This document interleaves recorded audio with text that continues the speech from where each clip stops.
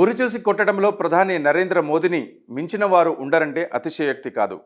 అనుకున్నది అనుకున్నట్టుగా చేయడం, లక్ష్యాన్ని ముద్దడటం, ఈ రెండు విషయాల్లో ఆయనకు ఆయనే సాటి. లక్ష్య సాధనకు మార్గాన్ని అన్వేషించడం ప్రధాని నరేంద్ర మోదీకి వెన్నతో పెట్టిన విద్య. ఒక అంశం గురించి కార్యాచరణ సిద్ధం చేసుకోవడం, అందుకు తగినట్టుగా పనిచేసుకుంటూ పోవడం ఆయనకు మొదటి నుంచి అలవాటైన వ్యవహారమే. కేవలం కార్యాచరణ మాత్రమే కాదు, తాను నమ్మిన సిద్ధాంతానికి అనుగుణంగా పనిచేయడం ఆయనకు మాత్రమే సాధ్యమైంది.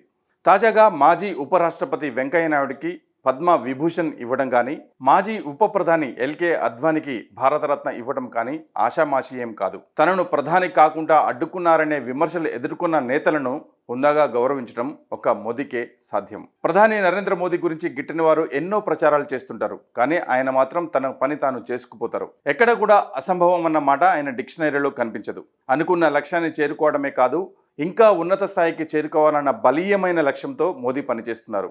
దేశంలో వరుసగా 2 టర్ములు అధికారంలోకి వచ్చిన ప్రధాని నరేంద్ర మోదీ మరోసారి అధికారం దక్కించుకోవడానికి చేయాల్సిన అన్ని ప్రయత్నాలు చేస్తున్నారు. కేవలం రాజకీయంగా మాత్రమే కాదు, ప్రజల నాడిని పట్టుకొని ముందుకు సాగుతున్నారు. స్వాతంత్రం వచ్చిన నాటి నుంచి పాలకులు దేశాన్ని మతపరంగా ఏ విధంగా వాడుకుంటున్నారో మనందరం చూసాం. కానీ అందుకు భిన్నమైన వ్యక్తిని మోదీ రూపంలో చూస్తున్నాం. మెజారిటీ ప్రజల ఆలోచనలు, ఆకాంక్షలకు అనుగుణంగా పాలించడం అన్నది తొలిసారి మనం ప్రధాని నరేంద్ర మోదీ రూపంలో చూస్తున్నాం. ముందెన్నడూ లేని విధంగా ప్రధాని నరేంద్ర మోదీ ఇప్పుడు దేశానికి ఒక దిక్సూచిగా మారారు. నాటి ఇందిర పాలన తలదన్నేలా ప్రధాని మోదీ దేశానికి ఒక ఐకాన్గా మారారు. తన ప్రత్యర్థులను, తనంటే ఇష్టం లేని వ్యక్తులను సైతం కలుపుకొని ముందుకు వెళ్తున్నారు మోదీ. భిన్నత్వంలో ఏకత్వం అన్న స్ఫూర్తిని చెప్పించే మోదీ భారతదేశాన్ని అభివృద్ధి చెందిన దేశంగా మార్చాలని తహతహలాడుతున్నారు. అందుకు అన్వేషించాల్సిన మార్గాలను ఒడిసి పట్టుకుంటున్నారు. వికసిత భారత్ 2047 అంటూ ఇప్పటికే దేశానికి ఒక లక్ష్యాన్ని నిర్దేశించారు.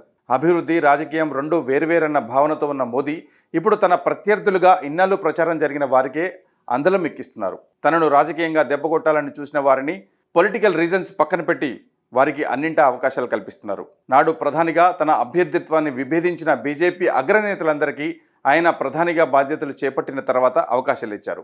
వెంకయ్యనాయుడు, సుష్మా స్వరాజ్ లాంటి నేతలకు తన కేబినెట్లో కీలక అవకాశాలు ఇచ్చారు. ఇక ఎల్కే అద్వానీ విషయం గురించి పెద్దగా చెప్పాల్సిన పని లేదు.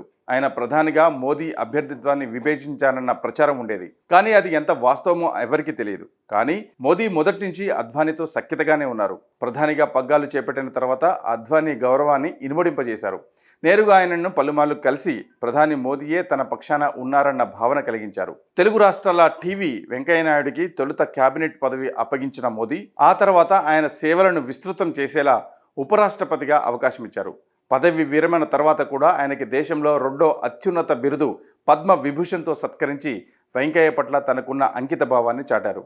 ఇంకా కాంగ్రెస్ పార్టీలో మంత్రిగా పనిచేసి నాడు పద్మభూషణ్ అవార్డు అందుకున్న మెగాస్టార్ చిరంజీవికి తాజాగా మోదీ సర్కార్ పద్మ విభూషణ్తో సత్కరించింది. ప్రత్యర్థులు, ఇతర పార్టీల వారిని తాను చూడనని, అర్హత ఆధారంగా ఆయా వ్యక్తులను గుర్తిస్తానని మోదీ చెప్పకనే చెప్పారు. ప్రధాని మోదీ తాజాగా చేసిన ట్వీట్ ఆయన పరిపక్వతకు నిదర్శనంగా నిలిచిందని చెప్పాలి. ఎల్కే అద్వానీ గురించి ఆయన చేసిన వ్యాఖ్యలు ఆయనలో అంకిత భావాన్ని చాటుతున్నాయి.